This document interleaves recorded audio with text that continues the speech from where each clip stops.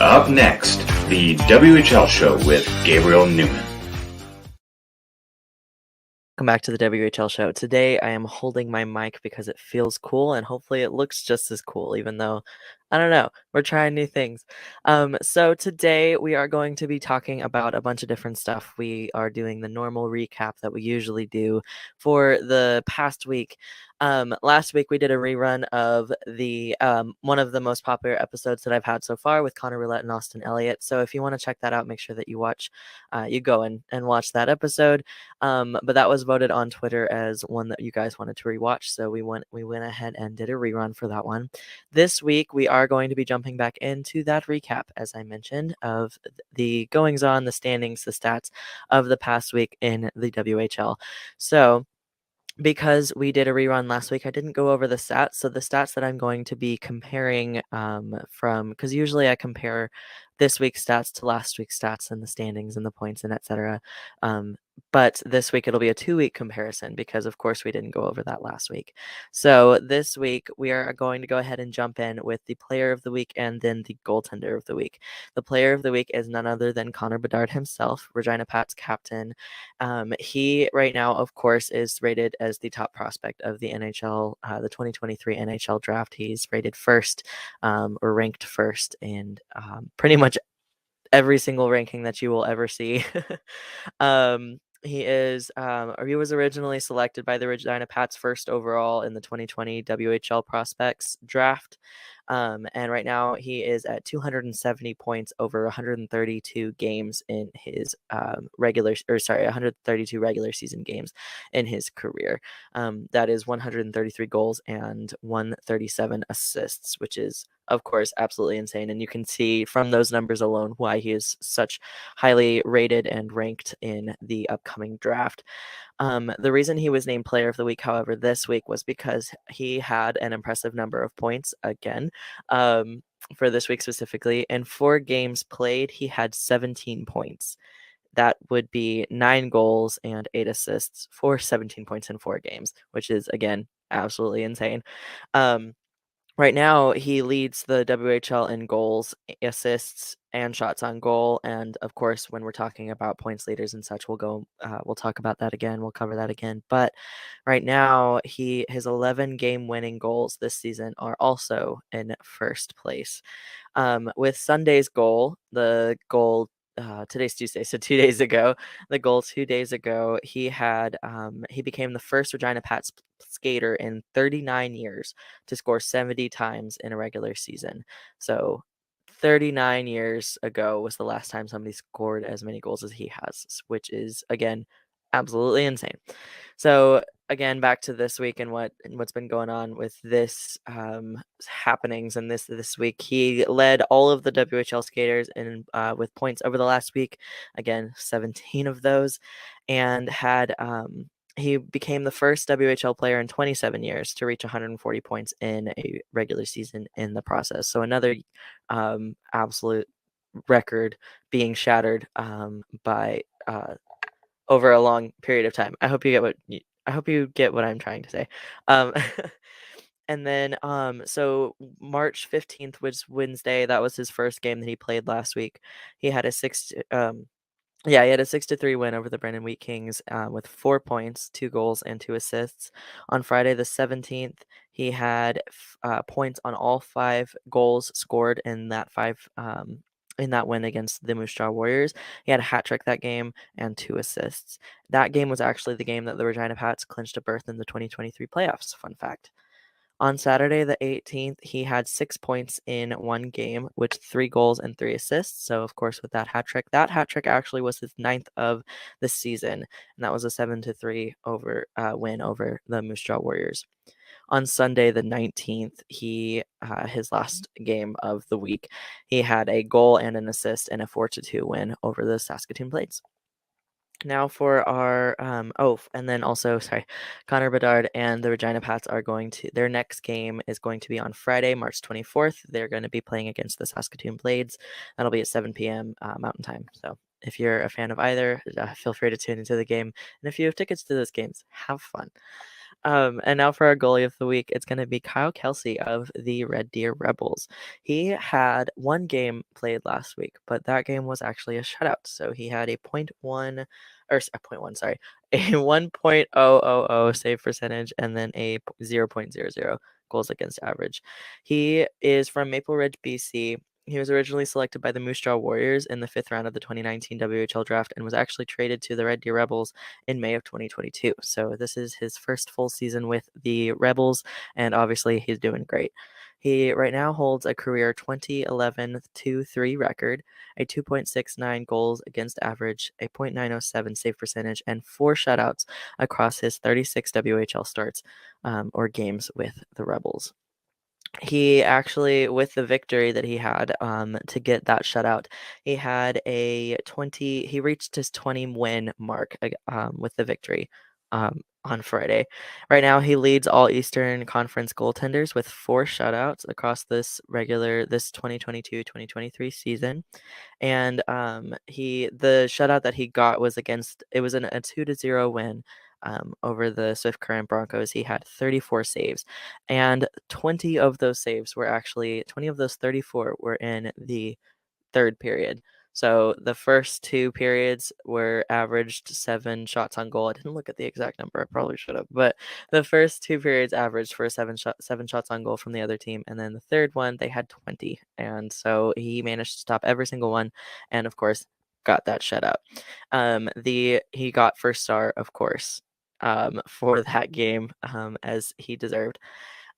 He and the Red Deer Rebels their next game is also going to be on March 24th. That's going to be against the Lethbridge Hurricanes. That's also 7 p.m. Mountain Time. Now for points leaders. Points leaders I always like to talk about because they honestly I say this every time, but they kind of stay the same. But it's interesting seeing how fast some people really move up the rankings and how others will just stay there. They'll get first and then they'll stay there. For example, Connor Bedard, who was in first, he was in first last week as well, or not last week, probably last week. But remember, 2 weeks.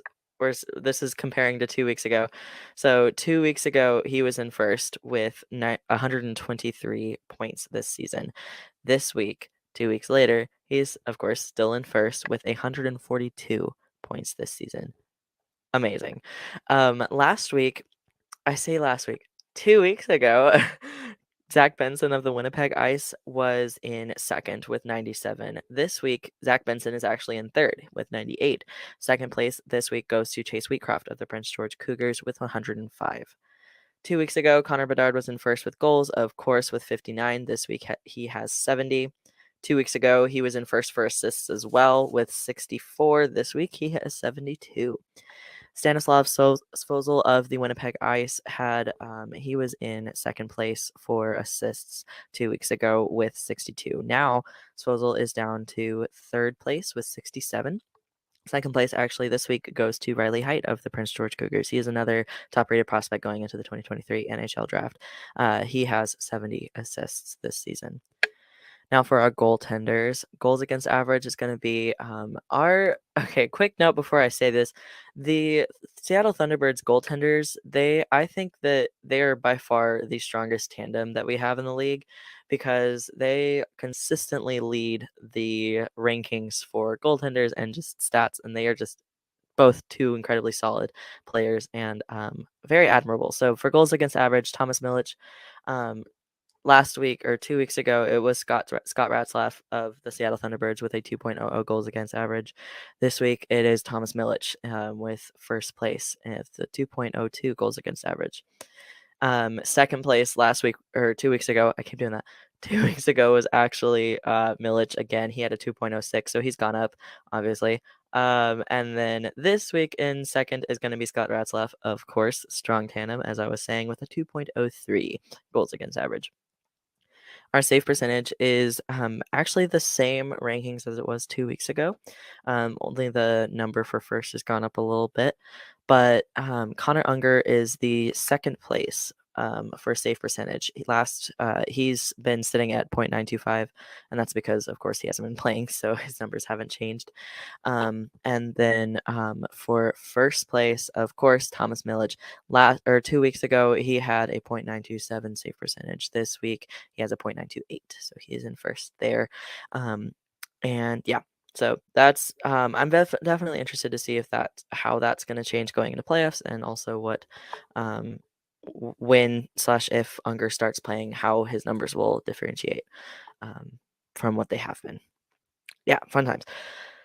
So for standings and also for playoffs information, we have a bunch of teams who have clinched the playoffs, and we've had a bunch more since last time that we covered who's clinched playoffs and such.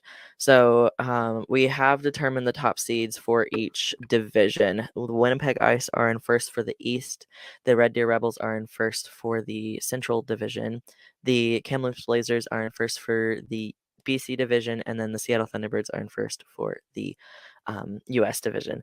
And so the Winnipeg Ice are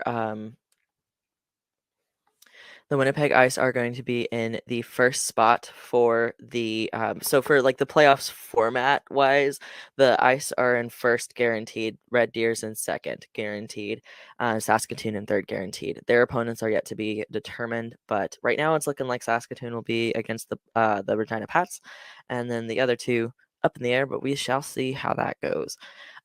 For the U.S. division, our first and second places are actually to be determined. Right now, tonight's game, if the Seattle Thunderbirds win the game tonight, they will clinch the first spot, the top spot in the in the Western Conference. And they play the Blazers, actually, who they're competing against. So that is going to be determined very soon.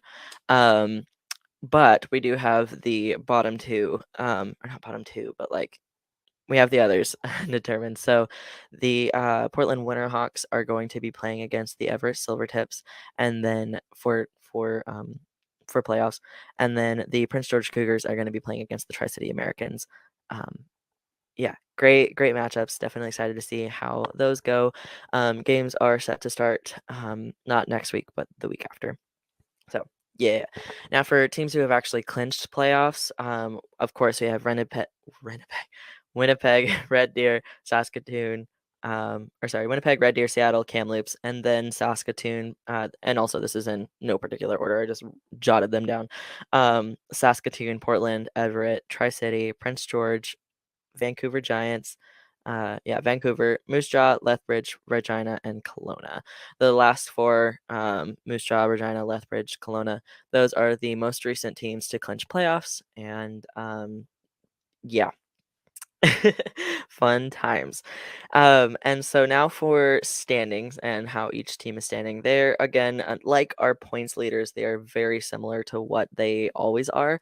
So our East Division, same as the last 2 weeks. They're the same leaders there. So it's going to be first place Winnipeg, second Saskatoon, third Moose Jaw. I have 4 fingers up. You know what I meant. Third Moose Jaw.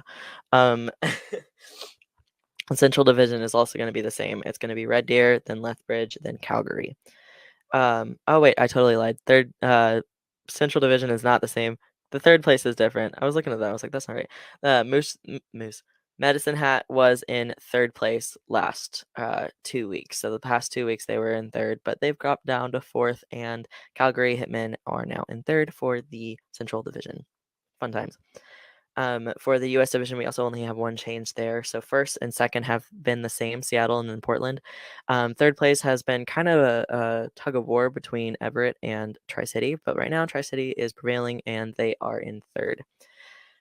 For Kamloops, we have same as the past 2 weeks. It's been Kamloops. I said Kamloops. For the BC division, that's what I meant. For the BC division, Kamloops is in first. Portland, Prince George. I'm doing great today, aren't I, guys? Prince George is in second, and then Vancouver is in third. Those, of course, are the same as the past 2 weeks. For the Eastern Conference, so not division, but conference, it is the same. So Winnipeg, then Red Deer, then Saskatoon. For Western Conference, that is also the same. Seattle, then Kamloops, then Portland. And last but not least, overall, it's going to be the same as well. Winnipeg, then Red Deer, then Seattle. I am very intrigued to see how playoffs go, especially with the different uh, format, or not format, but the different seedings that we're getting, and seeing who will be playing who. So I'm definitely excited to see all that. If you have predictions that you want to chat about or just tell me about, feel free to let me know, because I would absolutely love to hear your thoughts on who's going to take it all, who's going to win the championship, who's going to surprise us, who's the wild card of the WHL this season, for any division or conference or overall. I would love to know. Now, going into our CHL top 10, this of course covers the entire CHL, but I singled out the WHL teams, and this week we only have 4 teams to talk about. Usually we have about 4 to 5 to 6, but this week we're on the lower side. We have 4, and 3 of those are actually the ones that made the rankings. One of them is an honorable mention. So in second this week, we had the Seattle Thunderbirds with a 52-9-1-2 record. Then in third place is the Winnipeg Ice. They are a 55-9-1-0 record at the moment. The Kamloops Blazers are in seventh. I don't have more than 7 fingers on this hand, so seventh. With a 47-11-4-2 record. And then the honorable mention of this week, the one that didn't quite make the top 10, but definitely worth noting, are the Saskatoon Blades. They had a 46-15 4-1 record, and of course we'll chat a bit more about them in a sec. So for the Seattle Thunderbirds, they right now have they've extended their own streak to 17-0-1 after a home and home sweep against the Portland Winterhawks. Couple names for those, just to little highlights there. Dylan Guenther, who had 3 points, 1 goal, and 2 assists in a 5-2 win. On Saturday, Kyle Kunkovic scored twice in a 4-2 win. And then right now, the Thunderbirds they have the second most wins in the CHL with 52 wins and 107 points. They are the second most in the CHL for both of those.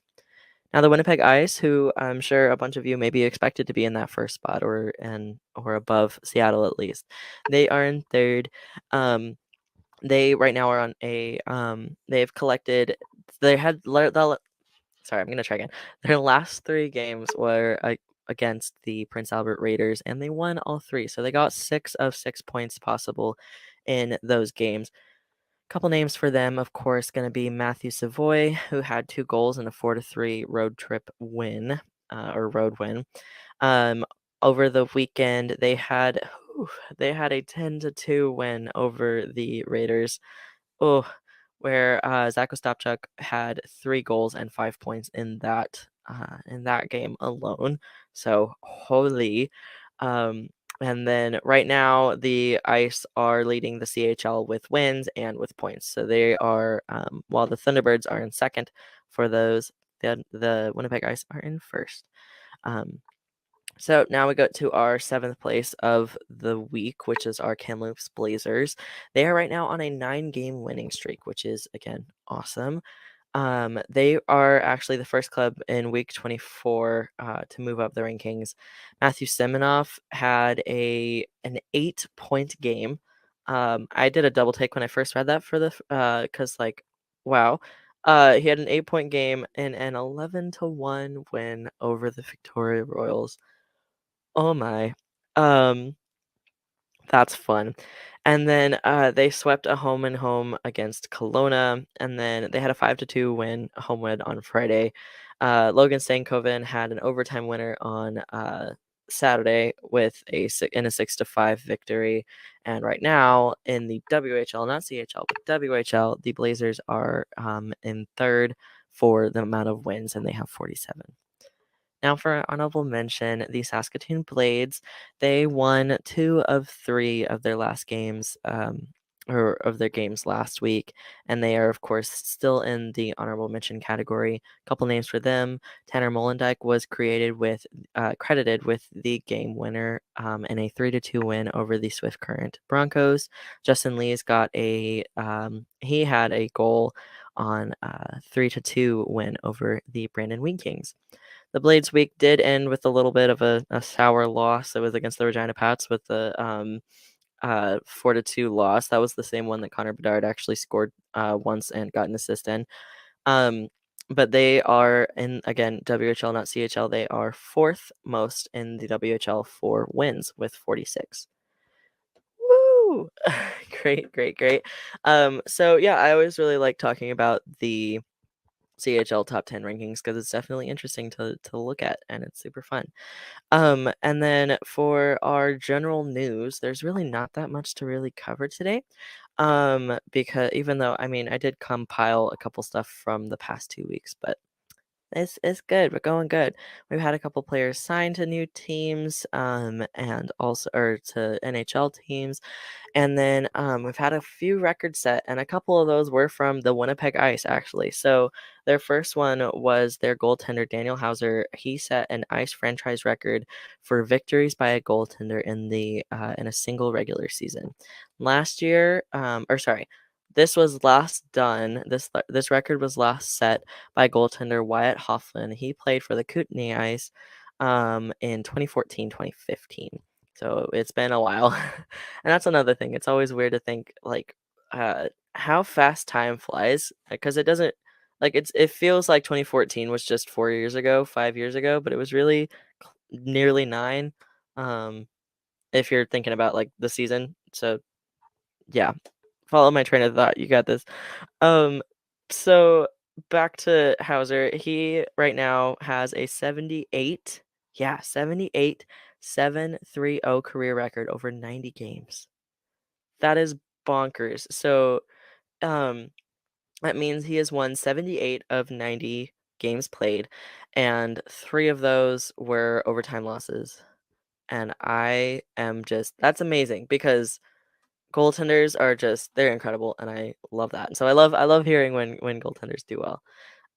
So right now he averages a shutout every 9 games. That's another mind-blowing fact for me at least, because wow. Um, Good on him. So proud. He also here's another record. He set a CHL record in 2021, 2022, for the longest winning streak to start a major junior career. He posted a 20-0-20 record over his first 22 career starts. Absolutely bonkers. Um, and then, as I mentioned, the Winnipeg Ice have set a couple records. So their second one, the team itself set a franchise record for most wins in a regular season. This record was actually set last year by, of course, the same team who had 53 wins last season, and that's in all of the WHL. Or sorry, all of the regular season games that they played last season. They have beat that record this year with 54, and are, of course, doing really well. And so they have, yeah, they're just setting records all around, doing great. Another bit of general news, moving away from the ice. The Portland Winterhawks actually retired their first number that they have. It was their they retired Cam Neely's number, which was number 21. He played for the Winterhawks from 1982 to 1984. Definitely one of the most notable players to have played for the Winterhawks. Definitely a pillar of their foundation, I guess. Could be a way to put it. He is the first Winterhawk to have his number retired. So congratulations to him, and awesome for the Winterhawks to have done that. And then last little bit of general news for this week's episode. The Regina Pats actually raised over $15,000 for the Orange Jersey Project, which, fun fact, I am wearing an Orange Jersey project jersey at the moment. Not Regina Pats, but still part of the project, and I think it's pretty cool. So they raised over $15,000 for that on their Indigenous Celebration Night, which is amazing, and I love that. And fun fact, Connor Bedard's jersey was, of course, auctioned off for a lot of money. If you want to take a second and think about how much it went off, have your guesses. 1,000, 2,000. If you guessed around then, you would be dead wrong. His his jersey was auctioned off for over $5,000. Um, and That's amazing. So that jersey alone was over a third of the total amount of money that they raised for the Orange Jersey Project. And again, if you aren't familiar with the Orange Jersey Project, oh, hold on, wait. There's a QR code on my jersey. Here, there we go. Scan the QR code. Yeah, cool. Go to that. That's such a genius idea, by the way. Um, Go to that barcode, scan that barcode, go to that website, learn more about it. It's incredible. In case you aren't aware of the Orange Jersey Project, again, you can scan the QR code, but it is a project dedicated to raising awareness for the residential schools and everything that's happened there. It's a tough topic to talk about, but it's something that absolutely should be discussed. And they also raise money and awareness for kids who otherwise wouldn't have the chance to play in hockey, Indigenous kids, First Nations kids, etc. So definitely a really good project to support. And I'm glad I supported it, and I'm glad I got my own because it's sick. It's such a cool design, and it's comfy as heck too. So if your team, when your team does the Orange Jersey Project and they auction off the jerseys, try to get your hands on one because definitely it's for a good cause and I support it. Going great. Awesome. So, thank you guys so much for tuning in to the WHL show this week. Really appreciate you guys. Feel free to reach out to me on Twitter. Talk to me about who you think is going to sweep it all. Who do you think is going to win the WHL championship? Who do you think is going to win each matchup of the first round? Of course, we only have a few matchups set for that first round, but we can always speculate on who's going to play who and think who's going to win against who. So feel free to talk to me about that. Who are your favorite players of the WHL? Who are you excited to watch going into the 2023 draft, which is coming up? And wow, it's coming up real fast. And yeah, feel free to check it out. Just share the podcast, share the link, and yeah. Thanks for watching. I appreciate you guys. Tune in next week. I have a really fun episode planned for next week. And so I definitely want to make sure that you guys stay tuned for that and watch that because it's going to be a good time. Yay. Thank you so much for watching again. Have a great rest of your day and take it easy.